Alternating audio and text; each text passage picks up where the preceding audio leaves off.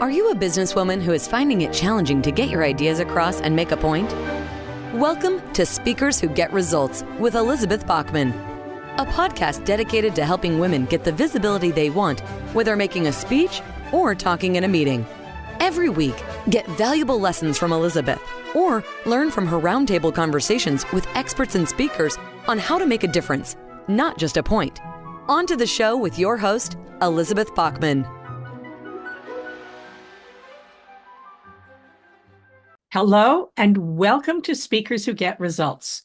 I'm Elizabeth Bachman, your host, and this is the podcast where we talk about leadership, management challenges, communication challenges, mindset, and all the things it takes to present yourself so that you can get the results you need.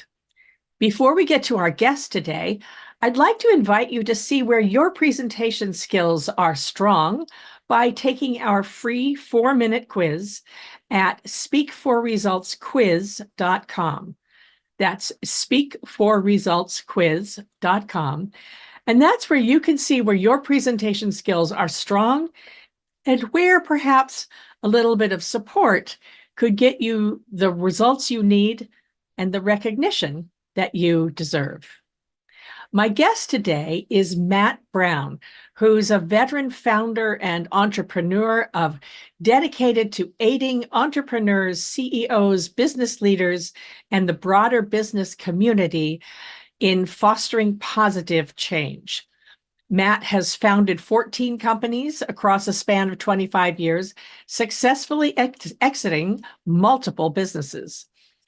And in the limelight of the host of the globally celebrated Matt Brown Show, Matt has steered over 850 episodes to success.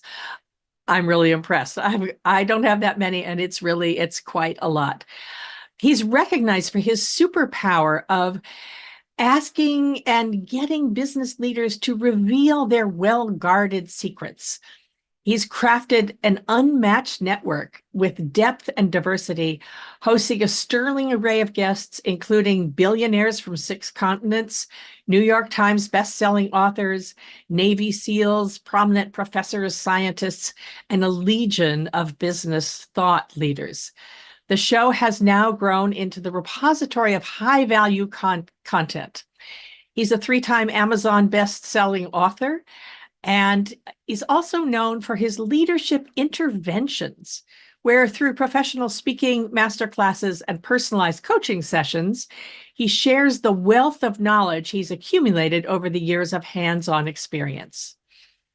All these initiatives stem from a driven desire to usher in a positive change to the business world, one startup or one leader at a time. His mission is clear: to facilitate the growth of aspiring entrepreneurs and business leaders, steering them towards creating a meaningful impact in the world. It was a very interesting conversation. I know you'll enjoy it. On to the interview with Matt Brown. Matt Brown, I am so happy to have someone awesome like you on the podcast. Welcome. Thank you for having me, Elizabeth. Appreciate it.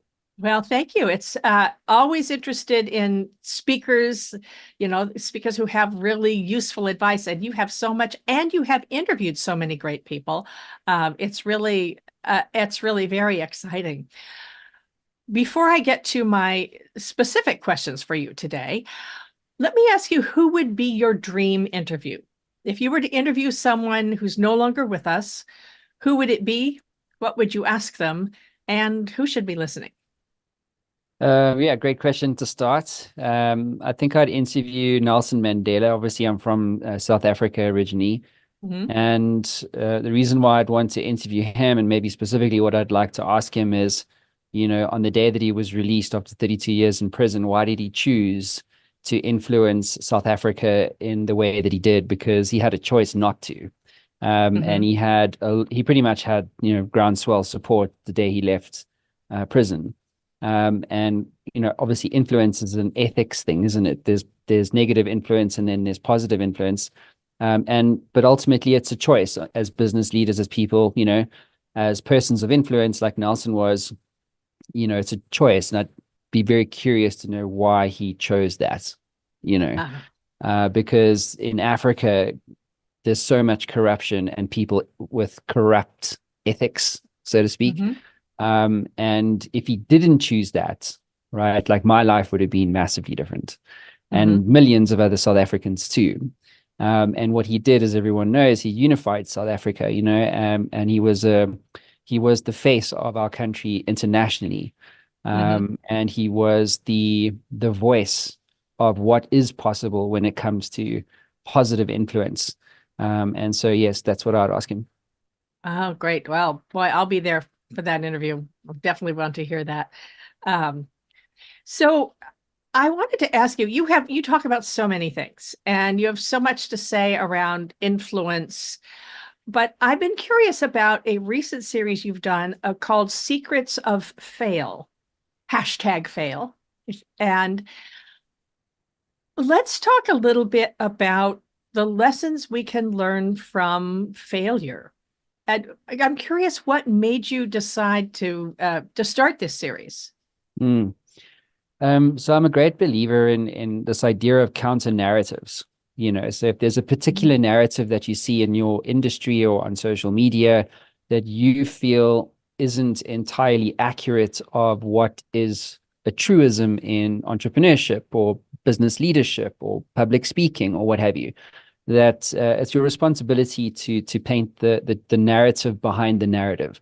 So in my book, Secrets of Influence, I share a framework called the counter narrative framework. And that's what I was really doing with this idea of failure, because when you go to LinkedIn, what do you see? You see Elizabeth being super successful and Mac Brown being super successful, and everybody else in social media loves to praise their successes. And I think as a community of business leaders, we tend to praise success far more than we do failure. In fact, God forbid anybody failed in public, right? Yeah.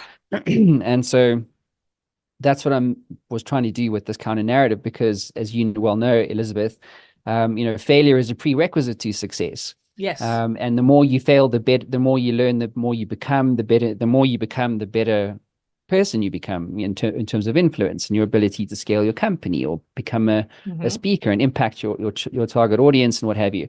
So all I did was I interviewed, I think it was about 150 CEOs. I think the aggregate revenues were over $10 billion, about their failures. So talk to me about when you lost that business, when you lost millions in revenue, when you had to lay off, 250 people, when you spent millions on products that never saw the light of day, when your partners ripped you off and stole money directly out of the bank accounts. That's the true narrative, right? And I think as a society, if we can find the courage to talk about our failures more than our successes, then what we're able to do is positively influence people. For instance, if I've failed in business or my business died, there's a massive amount of insight there, lessons there, stories there. And if you have the courage to share those lessons, insights, and stories about your darkest hours, like that's the stuff that people pay attention to. That's how you get attention. And that's how you ultimately make a difference. Because I would much rather learn from the mistakes of 150 CEOs than make one decision that forces me to lose my livelihood. Do you see what I mean? Yeah. And so I think that is a narrative worth talking about. I think failure is a conversation we should be celebrating as much as we celebrate our successes. And especially for young first-time speakers, entrepreneurs, and things like this, because, when they enter the business world for the first-time startup founder, for instance, their whole mindset is that failure is bad. And because they've been taught that, what happens when you lose that NHL game, right? Well, it's bad. What if you don't get an A on your grades? Well, it's bad. Why? Because you won't go to college. And so this is why I'm saying, so in the real world, failure is necessary, right? And you need 15 years of failure to become an overnight success. That's the truth. And so that's what I wanted to do with my platform in that series and in the book. I'm curious of the many that you interviewed. Did you have anybody who spoke about being able to talk about failure when it felt like it was too dangerous? because I know that the way I was raised, I was one of the early women in my business at that point, and I had the feeling that if I failed, then all women failed. And I know from many of my friends of color that, if the Black executive, God forbid, the Black female executive fails, then it's failure for everybody, that sort of thing. What are your feelings about that? Yeah, it's probably a very nuanced answer. I don't think someone, felt like it was too dangerous. Do you know what I mean? To talk about an experience that they had where it was so traumatic that they weren't comfortable to talk about it. I think. Oh, well, that actually be too dangerous to ask for help. Too dangerous to which ask for help. then got you into the crash. Oh yeah. Yeah. Well, yeah, you can talk to me about that. I've done that one too. Yes. Yeah. Well, I mean, I can share, there's so many stories like this. I mean, where this is the idea of market timing. So, so in my previous business, we were doubling revenues every year for 3 years, and by all accounts, we were, successful, right? Quote unquote, whatever that was. And I remember sitting down with my mentor at the time, and I said to him, listen, I have the opportunity to move to America, but unfortunately, I don't feel like I can run a business in another country when I'm not living there. That's a pretty hard thing to do. And then he said, well, sell it. So I'm like, what? Why would I sell this business? We've been doubling revenues every year for 3 years, global domination. And I was stuck inside the bottle of my own Kool-Aid. And I wish I'd listened to his advice then. And I think my pride got in the way, because if I just sold it, I mean, if you know that you're the type of entrepreneur that builds and sells, builds and sells, builds and sells, well, then sell it. You have a great story, sell it, take the money and build something else, or buy a business with customers and don't take the risk of startup. Like just buy a business and scale it. And unfortunately, I didn't listen to him, because literally, 18 months later, COVID happened and the whole world changed. And so then I couldn't sell the business, and so on and so forth. And I had this story, similar stories repeated to me time and time again. There was an entrepreneur called, I think his name's Peter Shannon. And he was in the fracking analytics business for mining. So they would work with mining companies to help them understand where sinkholes might appear, so that the shafts would, collapse or prevent that from happening. And same story, massive scale, amazing niche, underserved markets, 250 people, massive scale, en route for an IPO. And then the whole world changed for him too. And he missed his opportunity to sell, because he was also thinking about how big he could take this IPO, rather than, because he had a number of PE firms come to him and say, hey, we'd like to buy you. And he was like, no. He was also stuck on the Kool-Aid train. And so you see these types of stories, right? And it's like, well, and when you hear them, you think, well, where am I in my business? If I'm doing $10 million a year or doing $1 million EBITDA every year, should I sell now? Yeah. What could I do with that money? You see? And I think these sorts of stories, it's all about perspective, because I think if you're wealthy in perspective, you can always generate wealth. But if you're poor in perspective, you will always remain relatively poor. You see what I mean? And so these stories really help. Certainly, I hope so. And I know that many of my audience believe this to be true, but it's all about giving you a perspective on what your own journey is, so that you can make more informed decisions. That's actually fascinating. So my next question was about how do you know when it's time to cut your losses? And what about all those people who depend on you? It's another great question. So I think there's two things, like on when to quit your business. I was interviewing Steve Blank. He wrote the Lean Startup Method and a number of others. But he's like, seen as a true influencer in the startup space. Like, how do you build and scale a company? When I was interviewing him about his book, it was all about pivoting the startup's technology towards the problem, so that you can scale. So you don't build something that nobody wants or uses. But then I said to him, I said, yeah, but Steve, what happens when you're passionate about one problem, okay? But now the market doesn't want that problem, or you can't commercialize that problem, and so you start pivoting, and so you move away from the dream that you had for yourself and your business towards a problem that you actually don't care about.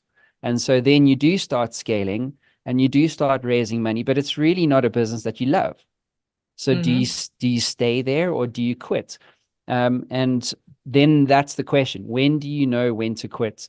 Because I'd rather have a smaller business that I love than a business at scale that I hate. And that's actually what my previous business was. There was a gap in the market, but there was also a market in the gap. And we built this amazing operating model and we just scaled, but it was leads.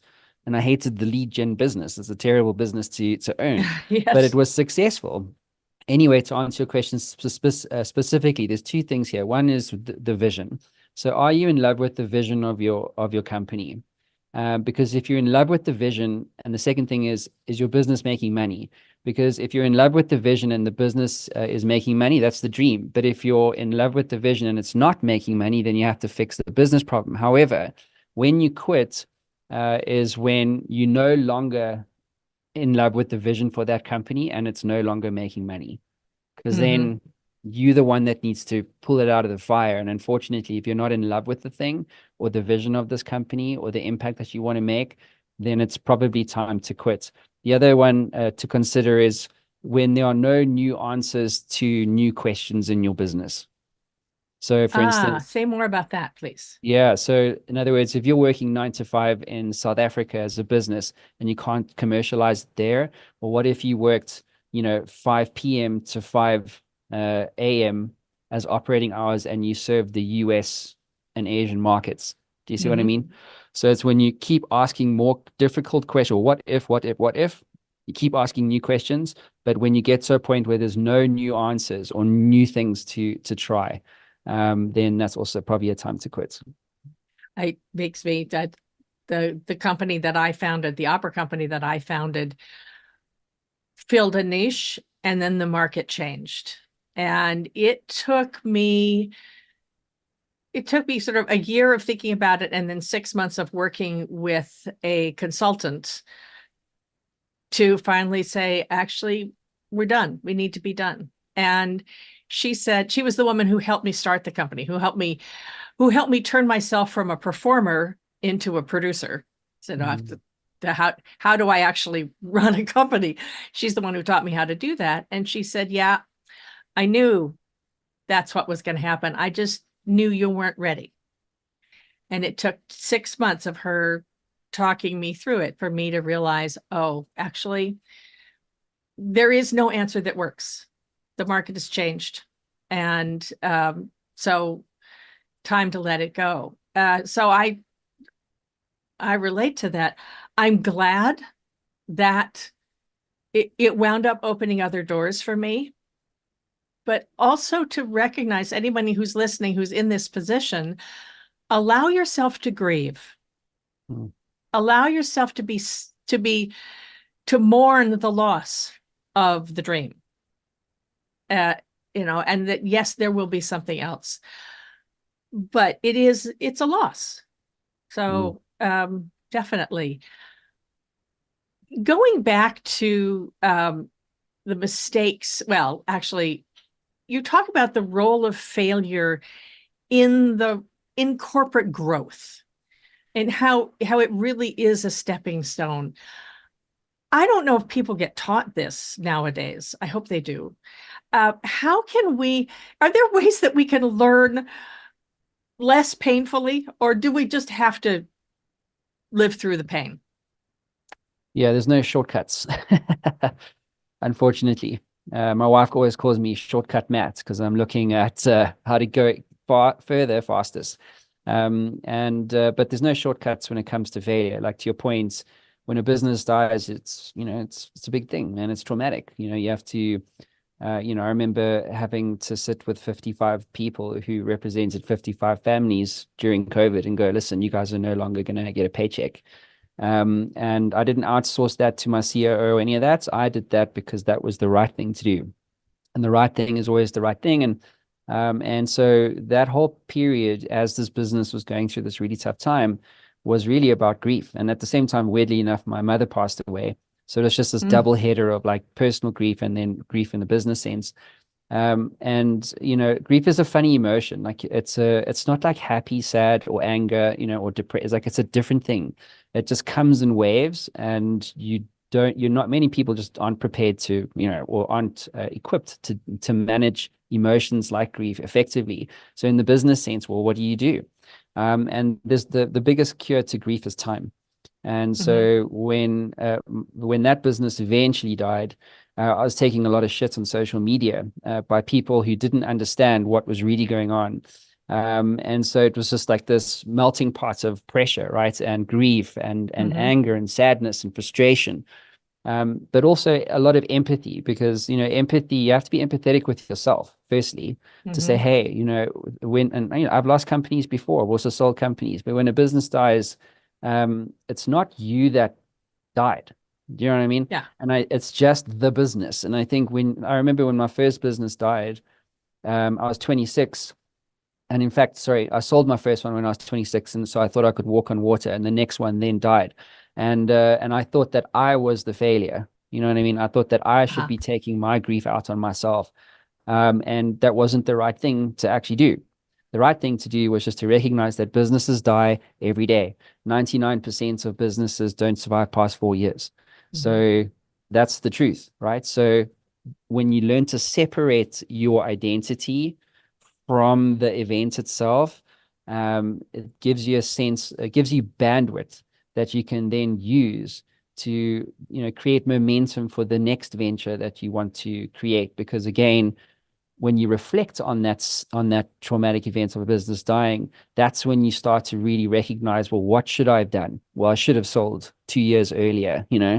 I shouldn't have built technology products or try to take a services business and convert that to a technology platform business. Like, I should have hired more effective senior management people. You see what I'm saying? So when you process these things through your grief and you just sit in it, then with time, you're able to recognize what you will now do moving forward so that you don't repeat the same mistakes. Do you have any thoughts about there are no shortcuts? You have to go through it. How can you surround yourself with people who will help you recognize when you're heading towards a mistake? It's just mentorship. It's no entrepreneur, nobody is an island. Like, we all need help. Everybody needs help. I think what gets in the way though is our pride. We don't, we feel like, well, if I ask you for help with the speaking thing, then the pride thing will be like, well, then, Elizabeth will think lesser of me because I asked her for help, right? And we see this all the time, and it's especially with youngsters. Nobody wants to ask for help because they feel like they can do it on their own, and you can't. And you should be able to do it on your own. There is that lesson gets brought in somewhere. Yeah. So even now, like with my business, all I'm doing in this first month of the year is looking for partners, that can help me do things better than I can do it on my own. I suppose it's the principle of, surround yourself with people that are more intelligent, but than you are. Don't be the least smartest person in the room, as they say. But it is all about asking for help, like recognizing that people know what you don't know. They see what you don't see. And again, I use that about the analogy of being stuck inside the bottle of your own business, so you can't actually read the label. And so a mentor will go, hey, but dude, like, I've been here before. In fact, I've been here many, many times. And so trust me when I tell you that you should sell, you should listen and heed that advice, but if you don't ask, you don't receive. And so I think today, especially, surrounding yourself with partners like mentors, advisors, strategic partners, resellers, digital advertising agency, like whatever that means, for you, is to pull the trigger on that, because it can really help you to build a better business faster than you could on your own. And in a corporate culture, it's about finding your allies within the company and finding your allies outside the company. Many of the people I work with, many of my clients come in and they've got lots of they're networking laterally, if you will. People are at the same level, but they're kind of afraid to get someone who's more experienced. And I always think, well, ask someone their advice for just 20 minutes. And everyone's got 20 minutes. And see if you can get advice and then listen to it. Do something with it. Keep track. Some of us, myself included, might need to hear it more than once, but ultimately taking the time to stop and think about that. Well, it's what they say, right? If you want to go fast, go alone. If you want to go far, go together. Yeah. And I suppose it's this poverty mindset in corporates. It's kind of like, well, there's not enough to go around. You're all racing against each other to get a bigger share of the bonus pool, but really you can genuinely go so much further in as a career, if, to your point, Elizabeth, if you know who your allies are, right? And you work together to solve problems for each other. You see what I mean? But for me, it's all about this abundance mindset, right? So there's so much more to go around. Like, there's another crazy one. So my last book was Secrets of Influence, right? So I get this lady books a meeting with me under the banner of a sales call. So when she arrives, she starts asking me all these questions about, how did I come up with the name of the book, Secrets of Influence? I'm like, well, that's my superpower, is unlocking secrets from business leaders. And so Secrets of Influence, I'm an influencer, blah, blah. But it didn't feel right.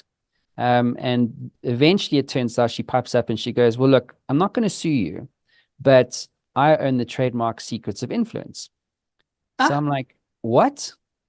She goes, yes. And she says, but you can't trademark a book name. So I'm like, well, why are you here? Why are you here? Why do you believe? And I said, where are you based? She goes, no, she's in Canada. I'm like, dude, I'm in America. You're not even in the same country. We're not selling the same thing. Like, trademarks are about protecting, like, who delivers specific services. Like, what are you doing here? Like, I don't understand. Why are you trying to threaten me? You know what I mean? And it was a sad thing to experience because, like, I'm definitely not about stealing someone's future meal. Do you know what I mean? Yeah, right. I'm here to elevate others. I'm here to partner and work together to build a better world, better society, better businesses, what have you. And that's always been my MO. But yet here was someone who clearly felt that I was a threat to her because of a book that I wrote. And by the way, you can't trademark the name of a book. So, like, that's what I mean. Whereas what she could have said was, hey, I bought a copy of your book, or I love the concept behind your book. I've been following your show. How can we partner together? Clearly, you've got a big audience. I'm offering corporate, whatever services, and I'd love to partner with you, and not even raise the trademark thing. You know what I mean? Like, why do you feel like that there's not enough to go around? And I think that's what I mean by this poverty mindset, where if you think that there's not enough, there's always not going to be enough. But if you think and you believe that there's an abundance mindset and there's always more to go around, there's enough to go around for everyone, you'll start making better choices. And I think that's really what our ultimate power is, whether you're sitting in corporate as a senior manager, or you're a CEO of a big listed company, or you're a startup founder, right? It's all about that mindset. And if you shift your mindset, you'll start making better decisions. You'll find strategic partners in the corporate ladder. You know what I mean? Like, you'll just become a better person of influence. And I think that's what's really important today. I love that. That's really a very exciting way to think of it. Why does it matter to be a person of influence? Well, it matters because influence is all about elevating others before yourself. And when I ask 10 CEOs what's influence, I get 10 different answers. Most people, when you say the word influencer, they say, or they think, they try and commoditize the idea of influence into influencer marketing. And influencer marketing is really about self-enrichment. So I have 1 million followers. You pay me $5,000, $10,000 to promote your product that I don't really care about or don't really use. And it's a pretty poor form of influence, right? But when you think about Nelson Mandela, Elon Musk, what are they doing? They're elevating society through Elon through SpaceX, Oprah Winfrey through her shows, Nelson Mandela through the political sphere. All the great true influences in the world always elevated others. That was their focus. The why behind the Matt Brown show, I mean, I've been running it for 10 years, 850 interviews now. The why of the show was always about contribution. How can I help entrepreneurs succeed through information sharing at scale? Meaning, how can I influence them and elevate others before enriching myself? Do you see what I'm saying? Mm-hmm. And so that's why influence matters, because the whole world has problems, but together, right? Especially if you're in a position of power, of influence, if you wield that in a positive way, you can truly change the lives of people. And I think we all need, some help along the way. I love that. Thank you. Well, Matt Brown, that has been, I think that's a great way to wrap it up. Let me ask you, if someone's listening and saying, yes, yes, yes, I want to know all this, I want to, rather than listening to 850 episodes of the podcast, can you give us one tip to that someone could do today as soon as they hear this? So Plato said, and I'm paraphrasing here, but he said, if a man does not learn to cultivate and activate his own influence, he will eventually be ruled by lesser men.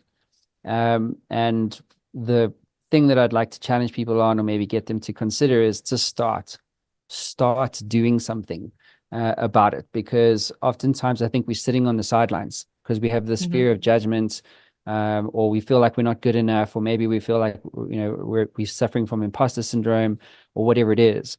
But if we need to get over that, right? Whatever that narrative is, because if you can get over that narrative, work with an abundance mindset, and choose to solve a real problem for someone, or just be kind, right? To a colleague. Speak up on someone's behalf. Yeah, speak up on someone's behalf. Like, elevate others. Start elevating others in whichever way you choose, whether that's just picking up the phone call and going, hey, Elizabeth, how's things going? I haven't spoken to you in 6 months. What's up? Like, whatever it is, doesn't need to be, you don't have to move a mountain, right? You just need to start moving small stones, and eventually that mountain will move itself. I love that. Thank you so very much, Matt Brown, for joining us on Speakers Who Get Results. And I'll put all his information in the show notes, so there's many ways you can find us.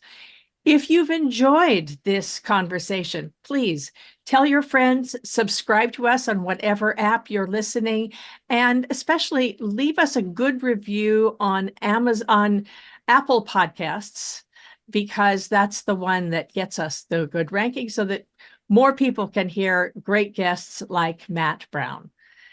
This has been Speakers Who Get Results. I'll see you on the next one. We have just concluded another great episode of Speakers Who Get Results with your host, Elizabeth Bachman. If you got value from today's episode, please feel free to share us with your friends and colleagues. You may also visit elizabethbachman.com for additional resources. Be sure to tune in every week for new episodes, and thanks for tuning in.